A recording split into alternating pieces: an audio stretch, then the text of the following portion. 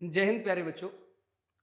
Video number 2 में मेरे साथ मदद करने के लिए हमारे साथी सत्यांश सर भी उपस्थित रहेंगे। सत्यांश बोर्ड ओरिएंटेड जब मैथ्स के पेपर की बात करते हैं, मैंने पिछले वीडियो में बात की थी मॉडुलस को लेकर के। उसी से मिलता जुलता एक पार्ट है ग्रेटेस्ट इंटीजर फंक्शन। मिलता जुलता का मतलब है कि सीबीएसई बोर्ड ने किसी बुक में इस ग्रेटेस्ट इंटीजर फंक्शन को हाईलाइट करके एज अ चैप्टर नहीं पढ़ाया, बहुत सामान्य सा डिस्कशन किया है। लेकिन पूरी मैथ्स में पेपर बनाते समय ग्रेटेस्ट इंटीजर फंक्शन का एक जबरदस्त इस्तेमाल होता है। सत्यांश, आपका क्या सोच समझ कहती है इस बारे में, कितना इंपॉर्टेंट है greatest integer function? Sir greatest integer function mainly 3 chapters में देखा गया है। कौन कौन से चैप्टर्स? पहला तो एक फंक्शन चैप्टर खुद, बिल्कुल ठीक है। दूसरा कंटिन्यूटी एंड डिफरेंशिएबिलिटी। अच्छा, कंटिन्यूटी और डिफरेंशिएबिलिटी में मुझे ध्यान आता है, एक ऐसा क्वेश्चन बनता है कि अगर वो क्वेश्चन आएगा तो शायद मैं दावे के साथ कह सकता हूँ मैक्सिमम स्टूडेंट कर ही नहीं पाएगा। शायद आप समझ गए होंगे उस क्वेश्चन की बात। उसमें पूछते हैं कि prove that greatest integer x is discontinuous at integers. हाँ बिल्कुल सही। प्रूविंग आती है इसकी, प्रूविंग का बढ़िया प्रॉपर सवाल प्रूविंग होता का एक बढ़िया सवाल होता है बिल्कुल। और ये एनसीईआरटी में एग्जांपल्स में भी रहता है। बिल्कुल। तो एक तो ये हो गया ग्रेटेस्ट इंटीजर फंक्शन का, जो एक्चुअली कंटिन्यूटी डिफरेंशिएबिलिटी में एक इसी जोन में। दूसरा जीआईएफ का आपके हिसाब से कहां इंपैक्ट दिखेगा?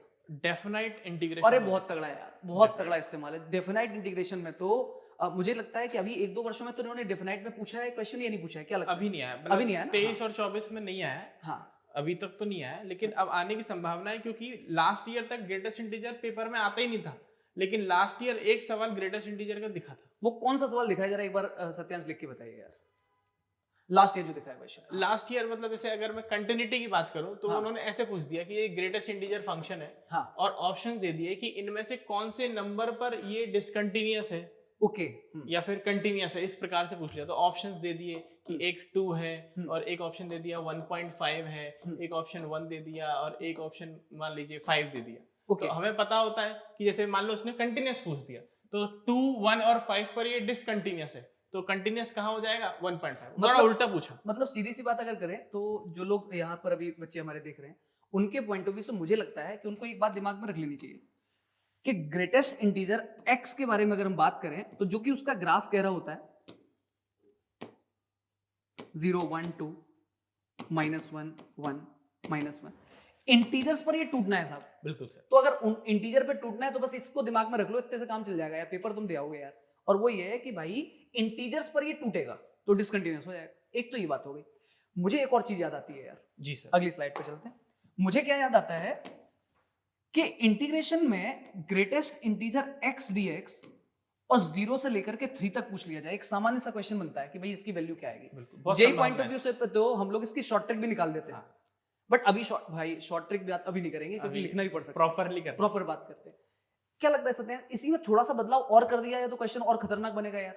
हाँ बिल्कुल, बोर्ड वाले इतना तो सर कर ही सकते हैं कि इधर 2 लगा दे। यस, तो मतलब ये एक और क्वेश्चन बन जाएगा। मैं कह सकता हूं कि 1 से लेकर के 2 तक और 2x लगा दिया और dx। बिल्कुल। एक और काम सत्यांश, और क्या कर सकते हैं अपन इसमें? आई थिंक सर ऐड भी कर सकते हैं यहाँ पर। मैंने x+2 कर दिया। ठीक बात है। तो भी हालांकि मेरा पुराना जो एक्सपीरियंस कहता है कि इस लेवल पर तो नहीं जाएगा बोर्ड एग्जाम, बट एक चीज सत्यांश और हो सकती है। क्वाड्रेटिक तो बना सकते हैं। हाँ बिल्कुल, x² लिख सकते हैं। यस, 1 से लेकर के 2 तक और इन्होंने लिख दिया x² और dx। बिल्कुल। अब इस तरह का क्वेश्चन अगर बच्चे ये आ गया तो मुझे लगता है तुम्हें दिक्कत होती है मैक्सिमम बच्चों को। तो एक क्वेश्चन को मैं बताता हूं कि कैसे सॉल्व करना है इसको सॉल्व करने का तरीका देखते हैं। सबसे पहली चीज, ग्रेटेस्ट इंटीजर के अंदर 2x लिखा हुआ है, dx 1 से लेकर के 2 तक लिखा है। प्यारे बच्चों, आपको एक बात समझनी है कि ये जो वैल्यूज है ना 1 और 2, d के साथ जो है ना उसी की हैं। यानी कि ये x की वैल्यू है 1 और यहां पर x की वैल्यू है 2। कहने का मतलब x की वैल्यू 1 से लेकर के 2 तक जा रही है। तो सोचो x की वैल्यू जब 1 है, अब सोचो अंदर क्या लिखा हुआ है 2x। अगर x की वैल्यू 1 है तो 2x की जो वैल्यू है दिस इज 2 हो जाएगी। और वहीं अगर x की वैल्यू दोस्तों 2 है तो फिर 2x की जो वैल्यू है वो हो गई 4। बस खेल खत्म है जी। हम चल रहे हैं 1 से 2 तक, तो 2x चल रहा है 2 से 4 तक। बस अपन को क्या देखना है, इसका नाम है ग्रेटेस्ट इंटीजर।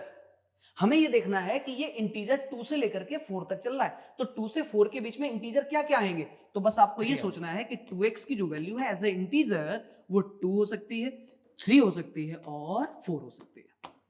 अच्छा सोचो अगर यहां 2 होता और यहां 7 होता अगर इन केस, तो उस स्थिति में अपन 2, 3, 4, 5, 6, 7 तक चलते। मुझे लगता है काम खत्म। हमें x की वैल्यू निकालनी है, यहां से 2 का डिवाइड मार दो तो 1, 3/2 और 2। अब देखिए क्वेश्चन कैसे बढ़ेगा आगे। सत्यांश, मुझे लगता है अब हमें x की वैल्यू के लिए 1 से लेकर के चलना है 3/2 तक, फिर हमें चलना है 3/2 से लेकर के 2 तक बस। अब सोचो जब हम 1 से 3/2 तक चल रहे हैं तो उस बीच में 2x की वैल्यू 2 और 3 के बीच में, तो 2x की वैल्यू 2 और 3 के बीच में है तो उस पर ग्रेटेस्ट इंटीजर आंसर देगा केवल 2 और dx। जब सोचो 3/2 से 2 हो, जब तुम 3/2 से 2 हो तो तुम्हारा 2x चल रहा है 3 से 4 के बीच में, और 3 से 4 के बीच में अगर यहां है तो उस पर greatest integer answer will be 3। लो भैया लो। अब ये पेनफुल अगर लग रहा है ना तो घबराने की बात नहीं है, आपको एक बार वीडियो पॉज करके खुद से ट्राई करना चाहिए। अब यार दोस्त ये 2 आगे आएगा, 1 का x, अपर लिमिट माइनस लोअर लिमिट। मुझे लगता है ये बात थोड़ी सी आसान हो जाएगी कि ये हो गया x, upper limit 3/2, lower limit 1, plus 3 बाहर आ गया, बचा x, अपर लिमिट 2 और 3/2। एक बार upper limit minus lower limit. मुझे लगता है ये काम आपको करना चाहिए, वीडियो की लेंथ बढ़ाने से कोई मतलब नहीं है, समय कम है, आप कैलकुलेशन कर लोगे।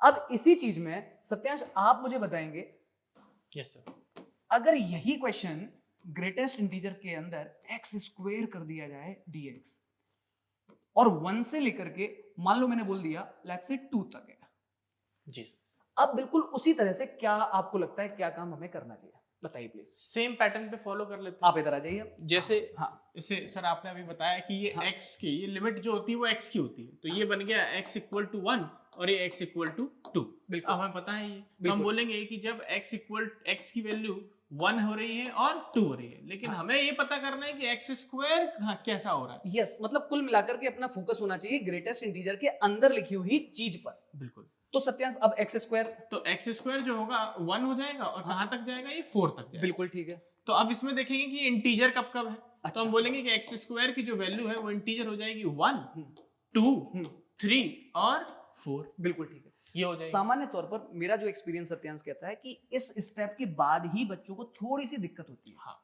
आपको क्या करना है, ये सोचना है कि इंटीग्रेशन जब तुम कर रहे हो तो x के रिस्पेक्ट में कर रहे हो यार, तो यहां पर जो वैल्यूज लिखनी है वो तुम्हें x की ही लिखनी है। अभी जो वैल्यू आ रही है वो किसकी आ रही है, x स्क्वायर की। हमें इन्हीं वैल्यूज से x निकालना होगा भाई, तो बस वो x निकाला जाएगा। अब देखिएगा, अब जैसे x निकालेंगे तो हम ऐसे समझो कि x की वैल्यू 1 से 2 के बीच में थी, x पॉजिटिव ही है, स्टार्टिंग में ये पॉजिटिव, तो जब हम रूट लगाएंगे तो यहाँ पर क्या आ जाएगा, सत्यांश सर का 1 ध्यान आएगा। पता कहां जा रहा है, सत्यांश सर इस बात पर बोलना चाह रहे हैं कि अंडर रूट के अंदर x स्क्वायर, थोड़ी देर पहले हमने कहा था कि ये मॉड x होता है, लेकिन जब ये पॉजिटिव है, थोड़ी देर पहले का मतलब है पिछले वाले वीडियो में, वो मैंने शूट थोड़ी देर पहले किया था इसलिए बात बोल रहा हूं। तो मॉड के अंदर अगर x है और x अगर पॉजिटिव है तो आंसर x ही रहेगा। तो अब इसी जगह पर यहां पर x स्क्वायर 1 है तो इसमें अंडर रूट ऑफ 1 लिख करके प्लस माइनस 1 से आंसर 2 आ सकते थे, लेकिन सत्यांश सर का ध्यान था कि भाई x की वैल्यू तो हमें पॉजिटिव ही लेनी है 1 से 2, इसलिए यहां पर 1 लिखा। सिमिलरली यहां पर वैसे तो प्लस माइनस रूट 2 आएगा, लेकिन अभी हम रूट 2 ही लिखेंगे। बिल्कुल, और सिमिलरली यहाँ रूट 3 हो जाएगा और रूट 4 का ये 2 हो जाएगा। प्लस माइनस क्यों नहीं लिया, आई होप आप समझ गए होंगे। एंड नाउ अब अगला काम क्या होना चाहिए यार, अब सर वो इंटीग्रेशन ब्रेक कर लेते हैं अपन। ठीक है तो जी। जैसे हाँ, अभी हमें देखना है कि ग्रेटेस्ट इंटीजर में कौन है, एक्स स्क्वायर। तो हम ये बोलेंगे कि जैसे अगर मैंने x की वैल्यू 1 से रूट 2 लिखी है, ठीक बात, तो x स्क्वायर किसके बीच में था, 1 से 2 के बीच में। 1 से 2 के बीच में ग्रेटेस्ट इंटीजर छपेगा तो 1 आ जाएगा, तो इसीलिए हमें यहाँ क्या लिखना पड़ेगा, 1 इंटू dx प्लस। सिमिलरली अब हम अगला चलेंगे रूट 2 से रूट 3। तो x की वैल्यू जब मैंने रूट 2 से रूट 3 के बीच में लिखी तो x स्क्वायर की वैल्यू 2 से 3 के बीच में, 2 से 3 के बीच मैं में। एक और बात बता देता हूँ भाई साहब, जिन्होंने जेई की तैयारी करी है या मेरे स्टूडेंट्स रहे हो या कहीं भी तैयारी करी है, ये मैं आपको बात बता देता हूँ, इन्हीं क्वेश्चन को इतना नहीं लिखना पड़ता जेई में। शॉर्ट ट्रिक्स होता है, ग्राफ से तो बहुत फटाफट कर सकते हो आप। ग्राफ बना लो अगर x स्क्वायर पर ग्रेटेस्ट इंटीजर का एरिया निकाल के, मैं इसलिए बता रहा हूँ ये बोर्ड्स में लिखने के तरीके वो जरूरी है। जी सर। तो अब 2 से 3 के बीच में तो हम यहाँ पर 2dx लिख लेंगे हाँ। एंड अगला लास्ट बचेगा √3 से 2, तो ये 3 से 4 के बीच में तो ग्रेटेस्ट इंटीजर उसका 3 हो जाएगा। बिल्कुल। इसके आगे हम इजीली कर सकते हैं। अब सीधी सी बात है, 2 बाहर x हो जाएगा भाई, अपर लिमिट माइनस लोअर लिमिट, बहुत आसानी से सॉल्वेबल है। ये आपको करना चाहिए और कर लोगे, मुझे भरोसा है। अब आपको ये भी नहीं आता है दोस्त, तो फिर ये वीडियोस आपके लिए बिल्कुल नहीं है, इनको बिल्कुल मत देखिए। फिर आप मेरे कोचिंग पर फोन करो, हम आपकी मदद एक्स्ट्रा एफर्ट्स डाल के कर लेंगे, बट इस वीडियो से मदद आपकी नहीं हो पाएगी। मिलते हैं अगले वीडियो में। Thank you.